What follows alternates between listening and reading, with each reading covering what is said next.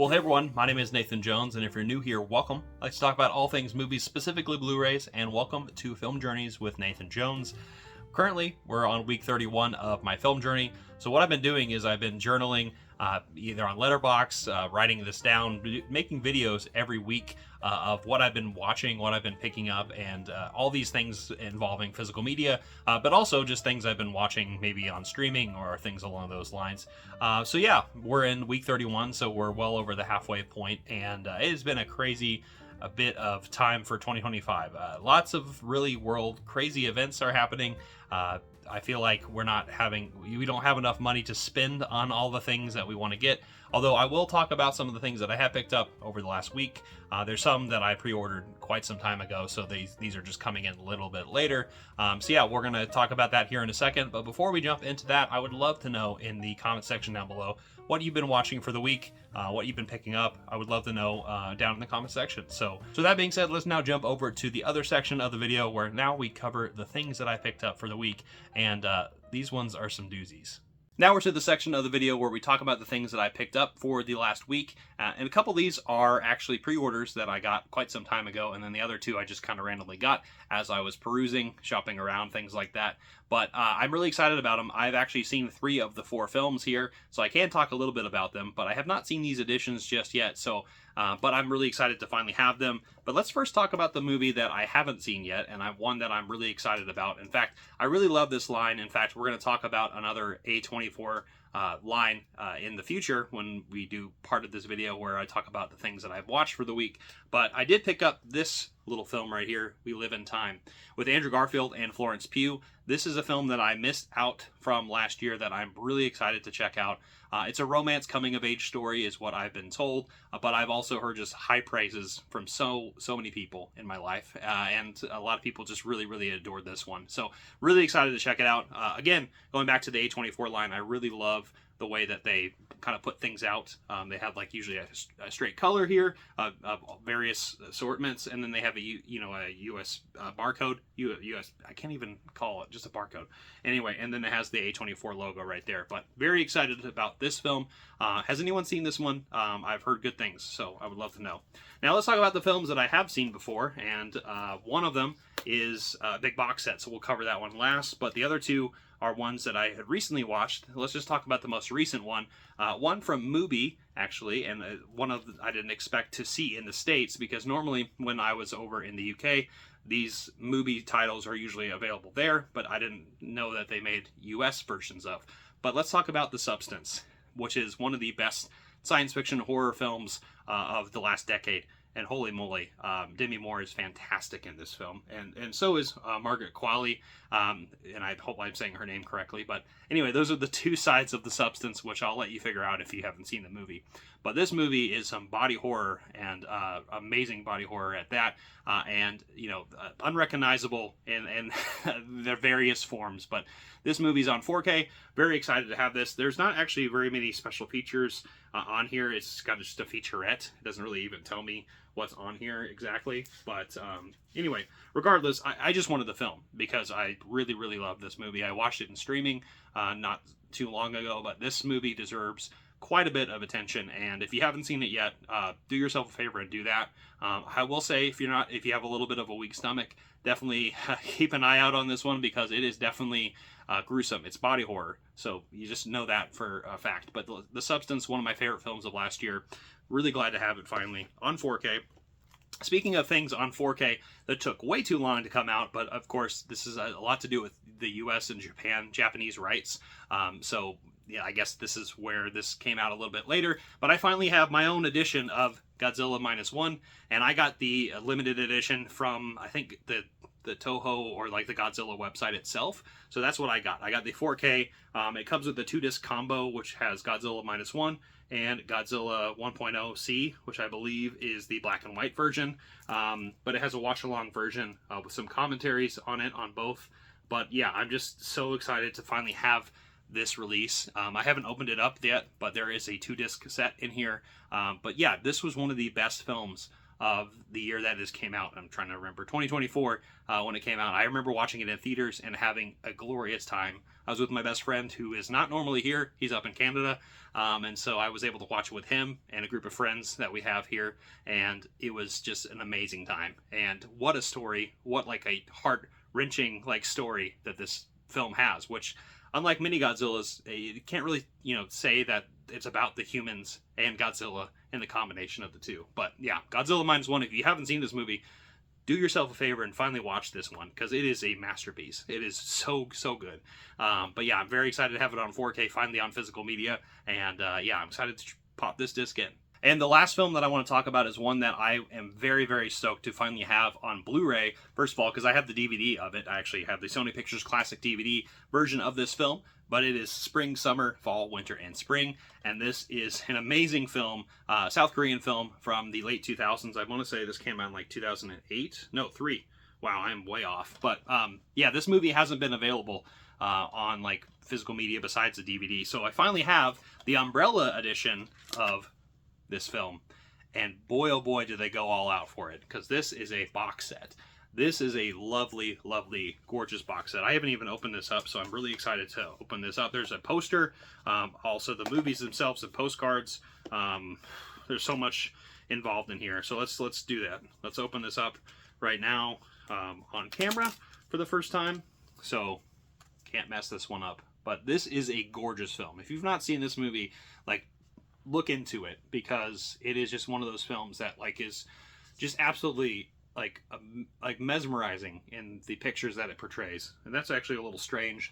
I didn't realize that there's all these like the actual original art for Umbrella here, along with this story. But this is a story that I think a lot of people need to check out.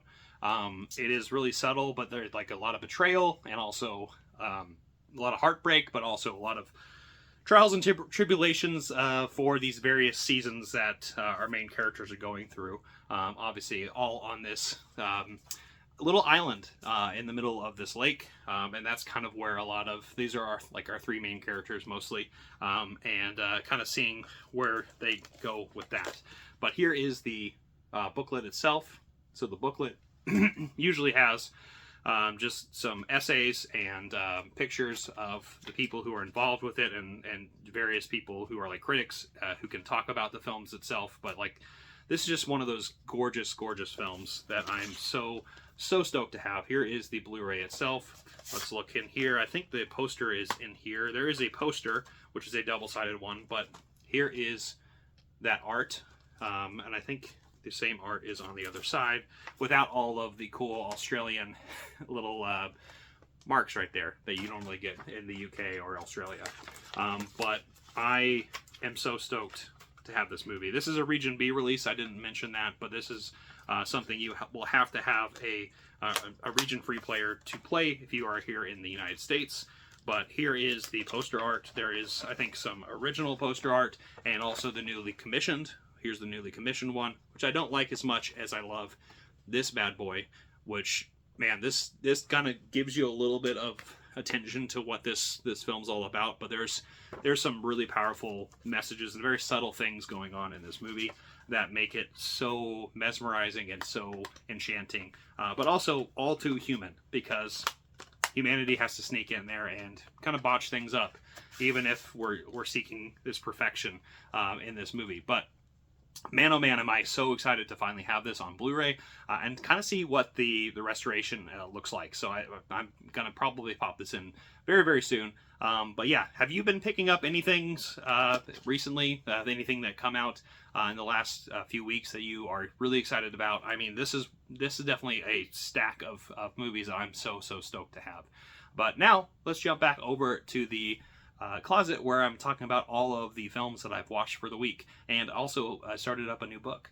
Alright, so now before we jump into the films that I've watched for the week, I actually started a new book. If you have been watching recently, I've been reading a lot, and I finally watched and read, sorry, I should have said read. I read the Michael Crichton books of The Lost World and Jurassic Park, not in that order, reverse it. But I did get another Michael Crichton book, and one that I did cover a little bit earlier, but I finally started it. I'm only a little bit in, but I'm talking about Timeline, which I know was adapted into a movie, which I honestly don't know if I want to watch because I've heard bad things. I've looked it up, but I'm really excited about this. So far, it's really good. There's some really crazy mysteries and some science going on awry with some time travel. And yeah, I'm only about 50, 60 pages in. So yeah, I'm still figuring this out, but I'm so excited to read Timeline. Has anyone read this book? I would love to know their thoughts or any like recommendations from Michael Crichton, because I'm still very invested in his work, obviously. And we'll actually, let's just go to Jurassic Park, because of course I had to keep going after watching Jurassic Park and The Lost World. I wanted to watch one of my childhood favorites, and that is Jurassic Park 3. But speaking of Jurassic Park 3, I have it here on 4K, and I finally just rewatched it for like the nth time. I don't even know how many times I've watched this movie. This is one of my favorite Jurassic Park films. In fact, this might actually be my second favorite after the first. I had to watch, of course, the first two after reading the books, but this movie I give a lot of pass for, and I'm going to defend this movie because this movie is actually quite a bit of fun. It is a straight up horror movie. That's what I feel like it is. It is a movie where there's the Spinosaurus, who obviously is the big baddie. Not everyone loves the Spinosaurus because of how it fought the T-Rex in the movie, and kind of took place of that as the king. But at the same time, like, the Spinosaurus is like a slasher. Like, it's literally chasing Alan Grant and company, and honestly throughout so many different parts of this new island. But also you get some crazy pterodactyl scenes, and there's just a lot of other cool dinosaurs that are a little bit more horror survival like, and I really appreciate that. But like I said, I have a really good nostalgic memories with this, but it is just that much fun. Like, it is a tight movie. I think it's only like 90 something minutes. Yeah, an hour and 33 minutes. So it's literally 93 minutes. It's just really tight. It's like one of the best Jurassic Park movies. And yeah, I'm sick of people giving this some flack. I give this movie a 4 out of 5. That's how much I love this movie. It's definitely something that there's a little bit nostalgic there, but at the same time, if you're comparing these to the other Jurassic Park movies, this is one of the best ones. I mean, those first three, that's the line that you want to go with if you're going to watch the Jurassic Park movies. I'm excited a little bit for this new one coming out, but the Jurassic World movies, not a fan. So anyway, Jurassic Park 3, watch this movie. It's a great horror film. Speaking of horror, and also going back to A24, I just talked about that latest A24 film that I picked up with Florence Pugh and Andrew Garfield. But let's talk about Heretic right here. Heretic with Hugh Grant. Wow. I watched this with my girlfriend, and that was a really fun experience. Just feeling the intensity of this movie with her was really fun. But Heretic, this movie, I can tell that Hugh Grant just had a blast with this one because he was playing this kind of villainous, very mischievous person with these two, I think, Jehovah's Witnesses, if I'm correct.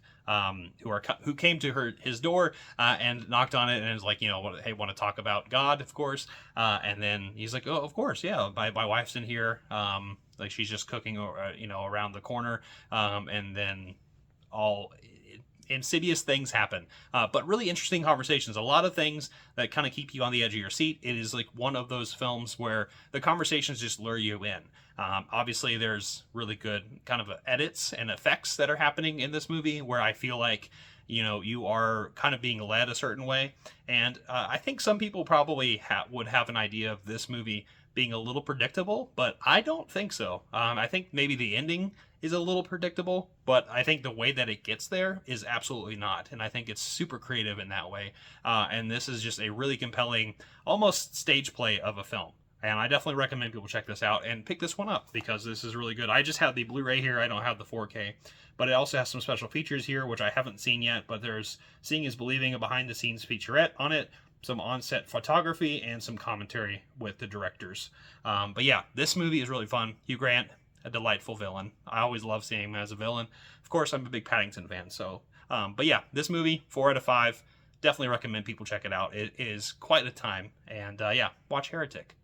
All right, shifting gears for just a second, talking about a film that I just randomly watched and I enjoyed, but I don't think I enjoyed it as much as I probably could. And I'm talking about a film from Indicator, and it is a one with really great cast here. It's from Columbia Pictures. It's directed by one of my favorite directors, Mike Nichols, and it stars Warren Beatty and Jack Nicholson in The Fortune. right here, which is a slapstick comedy of sorts. One that I've been wanting to watch, like I said, for some time now. This came out in 1975, so kind of right at the height of when De Niro was like gonna become a big thing, and Warren Beatty was already huge at this time. But this is a really interesting film, and I feel like this was a very slapped together kind of piece of a movie. There's a lot of slapstick things going on with these two as they're these hijinks trying to, as you can see right here, it says it takes 3 to tango if you don't count the chicken. So yeah, there's definitely like some slapstick stuff going on, but I feel like the time period that this movie comes out in, because it kind of portrays a little bit of a pastime. I feel like it portrays the 1930s a little bit, and the 1940s, but this movie also feels very set in the 1970s, of course, because of the time that this came out. But I don't think it didn't click with me as much as I wanted it to. I know I have some friends who do really enjoy it, but I definitely would recommend people at least kind of give it a look at if you can find it somewhere. But yeah, I'd give this movie like maybe a 2.5 out of 5. Definitely a very average film. Again, due for a rewatch, but it was a fun comedy nonetheless. All right, so we have 2 more movies to talk about, and it is in this giant box set that I really, really love that I'm currently still going through, kind of one disc at a time, honestly, at this point. But this box set, All the Haunts Be Ours, Volume 2 from Severin, is one of my favorite releases from last year, if not my favorite box set of last year.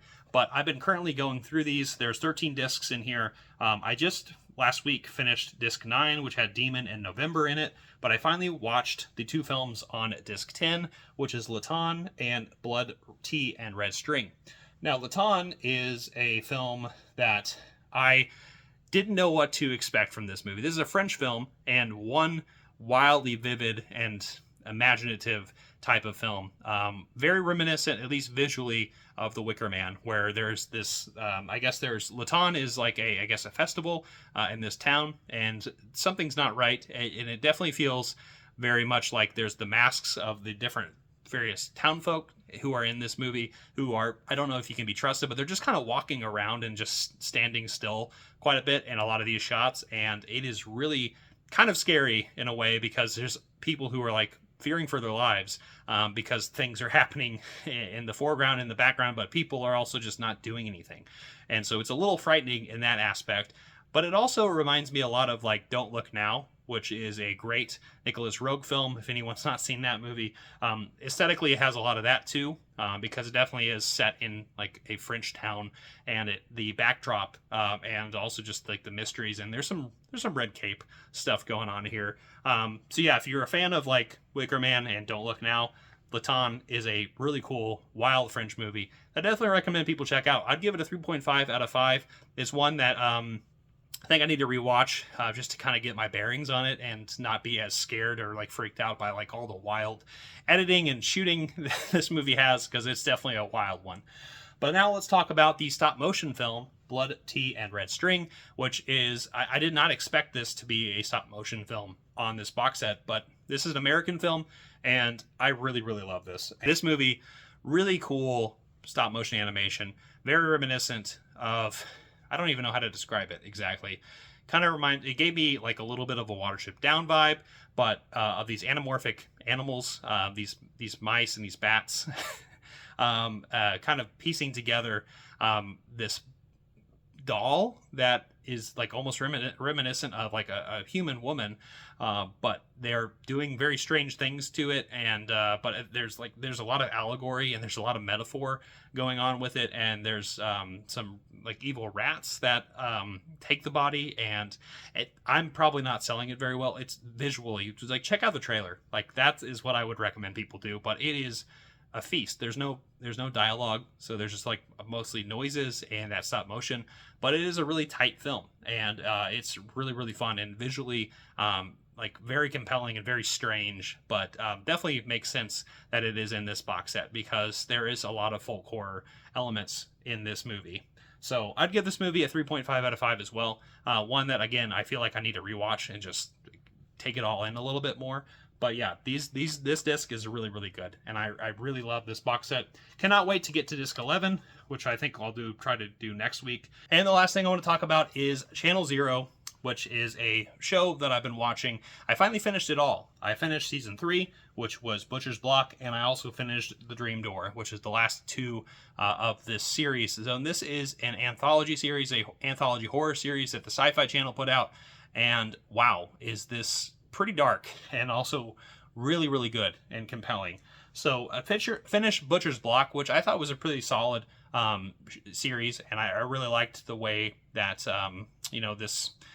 this area of Butcher's Block, which reminded me, and I said this last time, it reminded me a lot of maybe a Detroit, or like maybe a city where old Industrial Revolution kind of stuff is just like it's kind of run down now, but like that's where it's set in, and there's like extreme poverty, but there's also this door that this pops up, or no, not this door, this staircase that I would say that pops up, that leads to this house where the old moguls, this old industrial mogul and his family live there, and they may or may not be cannibals. So yeah, it's worth checking out. It's really, really interesting. And then the other thing is the last season right here is The Dream Door, and I really enjoyed this one too.